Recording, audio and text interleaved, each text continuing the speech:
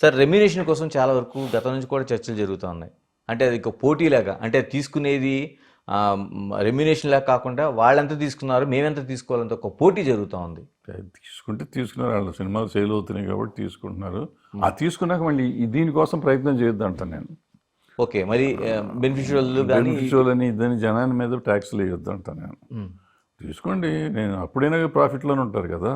అంటే ఒక రేస్ నేను అనిపించట్లేదు. దాంట్లో 25% ఆఫ్ ది రెవెన్యూ తీసేసుకోండి అంటున్నా. టోటల్ రెవెన్యూ, ప్రాఫిట్లో కాదు, టోటల్ రెవెన్యూలో. ఓకే, ఇప్పుడు 1000 కోట్లు చేసిన అనుకుంటే 250 కోట్లు వచ్చేస్తాను స్ట్రైట్ నీకు. 500 కోట్లు చేసిన 150 కోట్లు స్ట్రైట్ వచ్చేస్తాను. ఇట్లా పెట్టుకోండి, 100 కోట్లు చేస్తే 10 కోట్లు హీరోకి వచ్చేస్తుంది స్ట్రైట్గా. 25 కోట్లు సారీ, అక్కడ తీసుకోండి, శుభ్రంగా తీసేసుకోరాదా అన్నా నేను. జరిగే పనులు కాదు, నాకు ఉచిత సలహాలు పడేస్తాను. మందేమైంది, మంది కాదు కదా, ముడ్డినిది కాదు కాబట్టి కాశీ దాకా దాకమన్నారంట. మనం ఏదైనా చెప్పచ్చు, వాళ్ళకి తెలుస్తుంది వాళ్ళ కష్టం ఏంటో. అంటే కదా సార్, ఒకప్పుడు 100 రోజులు ఆడిందా, లేకపోతే 200 రోజులు ఆడిందా, 350 రోజులు ఆడిందా అనేది ఒక పెద్ద ఇది ఉండేది. ఇప్పుడు అలా కాకుండా ఎన్ని కోట్ల రూపాయలు రెమ్యునేషన్ తీసుకుంటున్నారు, ఒక రేస్ జరుగుతుంది. ఇది ఇండస్ట్రీలో ఒక ఆరోగ్యకరమైన పోటీలాగా అనుకోవాలా? లేకపోతే కాదని అదే కదా నేను చెప్పింది, నన్ను గోలంతా అదే కదా, నా బాధ అంతా అదే కదా. ఇప్పుడు మనం మంచి సినిమా, ఇప్పుడు రామారావు నాగేశ్వర గారు పోటీలు ఉండేది. నేను యాక్ట్ చేసిన సినిమా గొప్పదా, ఆయన యాక్ట్ చేసిన సినిమా గొప్పదా అని ఉండేది.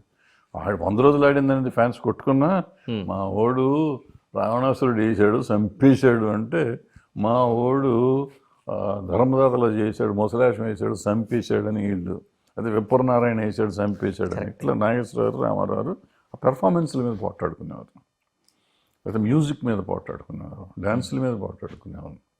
ఇప్పుడు దేని మీద పోట్లాడుతున్నాం? డబ్బుల మీద పోట్లాడుతున్నాం. ఆ డబ్బులు ఎవరి? మళ్ళీ మనయ్య.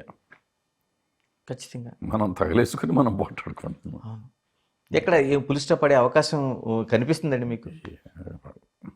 అంటే యాజ్ లాంగ్ యాజ్ నాకు అభిమానం ఉన్నంతకాలం నేను ఎంత ఉన్నా కానీ ఎంత పెట్టినా భరించి వెళ్తాను. నేను దొంగతనం చేస్తున్నానా, అప్పు తీసుకుంటున్నానా, అడుక్కుంటున్నానా సంబంధం లేదు. బెగ్ బారోర్ స్టీల్ ఏదైనా చేసి తీసుకుని సినిమా చూడాల్సిందే నాకు, ఎంత పెట్టినా కానీ. ఆ తర్వాత నాకు ఎంత బర్డెన్ అవుతుంది అనేది నేను అనేది అంతే. మనం ఆలోచిద్దాం, లాభం మనకు వస్తుంది కదా, మనం ఆలోచిద్దాం, వాడి మీద బర్డెన్ చేయొద్దు. మన అభిమానించే వాళ్ళని మనకు హింస పెట్టొద్దు అనేది నా పాయింట్. అంటే మీరు అన్నట్టు ఎవరి మేము తీసుకుంటున్నాం వాళ్ళు ఇస్తున్నారు అనేది కాకుండా ఎక్కడో చోట ఒక బ్రేక్ పాయింట్ ఉండాలి కదా సార్. ఎందుకంటే మనకి ఒక వస్తువుని ఇంత అమ్మాలి అనేది అనుకునేటప్పుడు ఎక్కడో చోట ఒక బ్రేక్ పెట్టారు కదా, ఎంఆర్పీ కావచ్చు, మిగతాది కావచ్చు. రామారావు నాగేశ్వరరావు అంటే ఇండస్ట్రీని గురించి ఆలోచించి మాకు ఇంత వస్తే మనకు వర్కౌట్ అవ్వదు, వద్దు అనుకుని వాళ్ళు రేట్ ఫిక్స్ చేసుకున్నారు. ఇప్పుడంటే ఎలా అయిపోయింది, పెరిగిపోయింది. 4-5 ప్రొడక్షన్ హౌస్ మీదే సినిమాలు ఇండస్ట్రీ నడుస్తుంది. అవును. సో వాళ్ళకి పోటీలు ఉన్నప్పుడు వాళ్ళతో మట్టుగా ఆల్మోస్ట్ హీరోలు అందరూ పార్ట్నర్స్ లాగా ఉంటున్నారు సినిమాల్లో. సో సరిపోతుంది, మనం ఏం చేయలేము దాన్ని. ఇలాంటి పుష్ప 2 ఘటన అంతా చూస్తున్నారు మీరు, సంజయ్ థియేటర్ దగ్గర నుంచి ఇదంతా జరుగుతున్నది. ఎలా చూడాల్సిన అవసరం ఉందండి ఇలాంటి ఇష్యూస్ని? ఏం చూడాల్సిన అవసరం లేదు, మనం కొద్దిగా జాగ్రత్తగా ఉంటే సరిపోతుంది. చాలా సీరియస్ ఇష్యూ ఏం కాదు అది. చచ్చిపోయింది కాబట్టి చాలా సీరియస్ ఇష్యూ, అది వేరే సంగతి. బట్ ఇలాంటి కెలామిటీ జరగడం అనేది, ఇంతకుముందు చాలాసార్లు థియేటర్లో చచ్చిపోయారు, ఆర్టిస్టులు వెళ్లకుండా కూడా చచ్చిపోయాను థియేటర్లో. ఆర్టిస్టులు వెళ్లకుండానే టికెట్ల కోసం చచ్చిపోయిన రోజులు ఉన్నాయి. మనం జాగ్రత్తగా ఉండాలి, అప్పటికి ఇప్పటికీ కూడా మనం జాగ్రత్తగా ఉండటం అనేది అవసరం. చాలామంది ఫ్యాన్స్ సినిమాకి వెళ్ళి ఆ కటౌట్ల మీద నుంచి పడిపోయి చచ్చిపోయిన వాళ్ళు ఉన్నారు. వెళ్తా వస్తాను, సినిమాకి వెళ్తాను వస్తాను, లేకపోతే ఫంక్షన్కి వెళ్తా వస్తాను, మోటార్ సైకిల్ మీద పడిపోయి చచ్చిపోయిన వాళ్ళు ఉన్నారు. సో ఎప్పటికప్పుడు ఇట్లా చచ్చిపోయిన వాళ్ళు చాలామంది ఉంటున్నారు. లేదా ఫ్యాన్స్ కొట్టుకొని చచ్చిపోయిన వాళ్ళు ఉన్నారు. రకరకాలుగా సాగులు ఉంటున్నాయి ఫ్యాన్స్. సో ఇవన్నీ తగ్గాలి. ఎందుకు ఫ్యాన్స్ అభిమానం ఉండొచ్చు కానీ ఇట్లా ప్రాణాల మీద తెచ్చుకుని ఎందుకు పేరెంట్స్ని ఇబ్బంది పెడతారు అనేది నా పాయింట్. పోనీ అటువైపు నుంచి చూడొచ్చండి. ఇటువైపు నుంచి అంటే ఫ్యాన్స్ అంటేనే వాడు ఒక మాన్యువల్లో ఉంటాడు, నిజంగానే ఒక దేవుడు. ఆ దేవుడు వచ్చే టైంకి వాడు ఏమైనా చేస్తాడు. మనకు సంజయ్ థియేటర్లో కనిపించింది అది. ఇటువైపు నుంచి తీసుకోవాల్సిన జాగ్రత్తలు ఏమోనండి. ఎందుకంటే ఇటువంటి షోలు చేయడం దానిపైన ఇప్పటికే పెద్ద ఎత్తున సోషల్ మీడియా కావచ్చు, మిగతా ప్లాట్ఫామ్స్లో ఒక వ్యతిరేకత వ్యక్తం అవుతుంది. అని మనం తీసుకునేది ఏముంది సార్, ఇప్పుడు షో చేయకూడదు. ఫస్ట్ పాయింట్, థియేటర్లో షో చేయకూడదు. మనం ఇప్పుడు వేరే ఎక్కడ జేఆర్సీ ఫంక్షన్ హాల్లో లేకపోతే ఓపెన్ హాల్లోనూ చేస్తే అది కూడా కంట్రోల్ చేసుకుని జనాన్ని, పోలీసుల్ని పెట్టుకుని, భద్రత పెట్టుకొని చేసుకోవాలి తప్ప మామూలుగా వదిలేసి చేయకూడదు.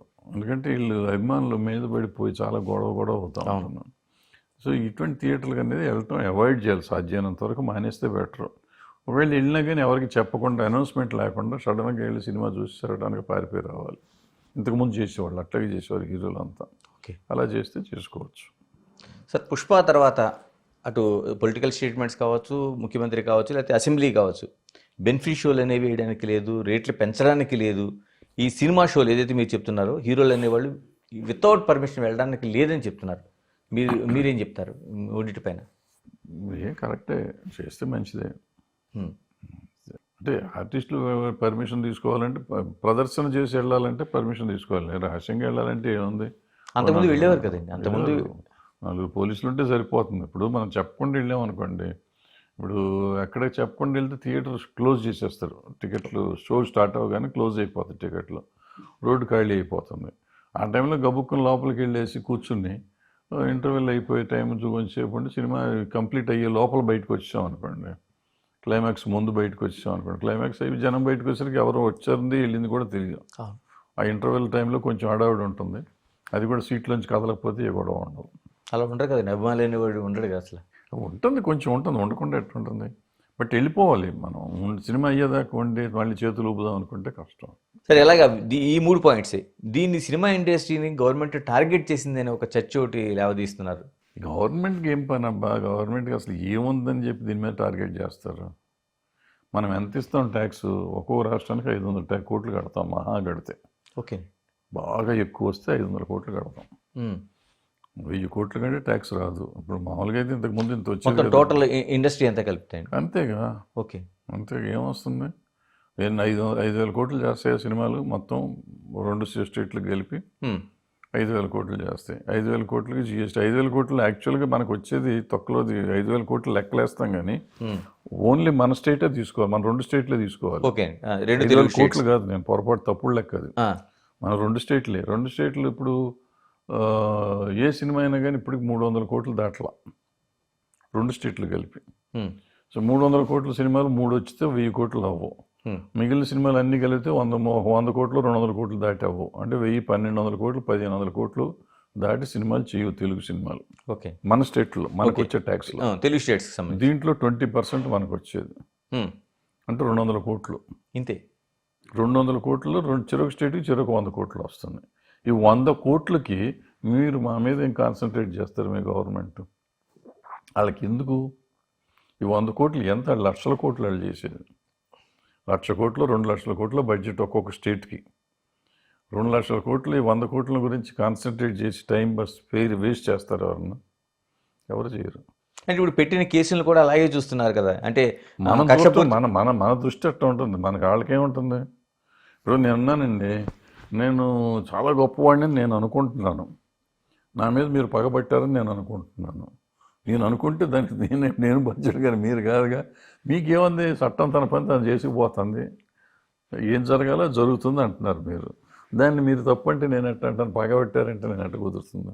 కుదరదు. తమ్మారెడ్డి భరద్వాజ్ గారు లాంటి ఆలోచన మిగతా వాళ్ళు ఎందుకు చేయటం లేదు? ఇండస్ట్రీలో పెద్దలు అనుకుంటారు చాలామంది కూడా, చట్టం తన పని తాను చేసుకుపోతుంది అనేది ఎందుకు చెప్పలేకపోతున్నారు సార్? ఎందుకు చెప్పలేకపోతున్నారు? నిన్న ఇప్పుడు పొద్దున చూశాను నేను ఆ లిస్టులో. నేను ఎవరో అడిగారు 11వ నెంబర్ కదా ఎందుకు వస్తుందని. 10 మంది థియేటర్ ఓనర్స్, ఫస్ట్ 10 మెంబర్స్. అవును, అంటే ఒకటే పార్ట్. అంటే అక్యూజ్ నెంబర్ 1 అవుతారు, వీళ్ళు అక్యూజ్ నెంబర్ 2 అవుతాడు ఈయన లెక్క ప్రకారం. ఎందుకంటే వాళ్ళంతా కలిపి ఒక పార్టీ, థియేటర్ అంతా కలిపి ఒక పార్టీ. 10 మంది పార్ట్నర్సే కాబట్టి ఒక పార్టీ. నెంబర్ 2 ఈయన అవుతాడు. సో నెంబర్ 2 కింద వచ్చినట్టు లెక్క వేసుకోవాలి అది. ఓకే, A2 కింద వచ్చినట్టే. అంతే. నెంబర్ 2 ఏ లెవెల్ కింద నెంబర్గా వస్తే 11 అయ్యారు 10 మంది పార్ట్నర్లు కాబట్టి. సో ఇట్లా సింపుల్గా మనం ఆలోచిస్తే ఉంటుంది.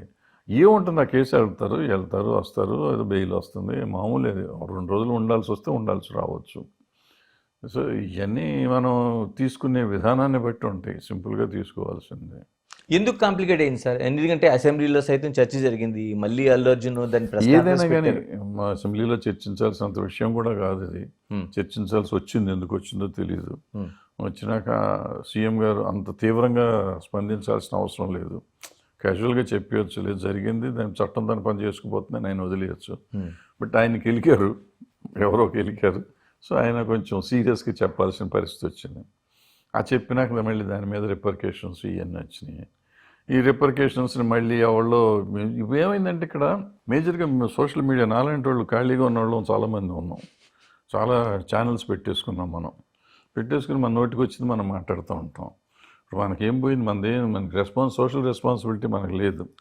ముఖ్యమంత్రి గారు పగబట్టాడు పలానా వాడి మీద, లేదా పలానా హీరో పలానా ముఖ్యమంత్రి మీద పగబట్టాడు, సినిమాలో జరిగిన సీను ముఖ్యమంత్రి చేసి దింపేస్తాడు, ఇటువంటివన్నీ పెట్టేసుకుంటుంటారు. ముఖ్యమంత్రి సినిమాలో లాగా కాకుండా రియల్ హీరో లాగా ఈయన చంపేస్తాడు, ఈయన రియల్ హీరో లాగా ఆయన్ని చంపేస్తాడని మనం పెట్టేస్తున్నాం. ఇక్కడ కటింగ్, అక్కడ కటింగ్, అక్కడ కటింగ్, సినిమాలో కొట్టినట్టు ఏడాపెడా కొడతా అంటే ఇటు వీళ్ళకి కడుపు మండుతుంది, అటు వాళ్ళకి కడుపు మండుతుంది.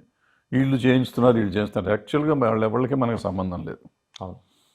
మన యూట్యూబ్ ఛానల్స్ ఉన్న వాళ్ళు ఎవళ్ళకి ఇటు ముఖ్యమంత్రి గారితో కానీ అటు అల్లు అర్జున్ గారితో కానీ సంబంధం ఉన్నవాళ్ళు ఎవరు లేరు. నాకు తెలిసి ఎవరు మాట్లాడిన వాళ్ళు కూడా ఉండకపోవచ్చు మెజారిటీ. కానీ అన్ని ఛానల్లోకి వెళ్ళో లేకపోతే వాళ్ళ ఛానల్లోనో కూర్చుని ఏం జరిగిందని మీ పోటీ అడిగితే చక్కగా నేనే చూసినట్టు మాట్లాడుతుంటా. ముఖ్యమంత్రి గారు తాండూటి చేస్తే అల్లు అర్జున్ గారు ఎవరయ్యా నీకు చూసావా, నీకు తెలుసా, ఈయన తెలుసా, ఆయన తెలుసా, ఎప్పుడన్నా మాట్లాడారా, ఏముండదు. క్రిస్టల్ క్లియర్గా జరిగింది చెప్పేసి వీళ్ళు చూసినట్టు చెప్తూ ఉంటారు. సో దాంతో ఏమవుతుంది, ఎవళ్ళకాళ్ళు అంటే ఛానల్స్ కూడా ఏ పార్టీకి ఆ పార్టీ లాగా ఉంటాయి కదా. సో వాళ్ళు లేనిపోని అన్నీ పెరిగిపోతున్నాయి. మనం సాధ్యమైనంత వరకు ఛానల్గా ఉన్న మన సోషల్ రెస్పాన్సిబిలిటీ ఏంటంటే ఏ సమస్య వచ్చినా పరిష్కరిస్తానికో లేకపోతే దాన్ని సమస్య తగ్గిస్తానికి ట్రై చేయాలి. అగ్నిలో ఆజ్యం పోస్తానికి ట్రై చేయకూడదు. బట్ అన్ఫార్చునేట్గా ఇది జరగట్లేదు.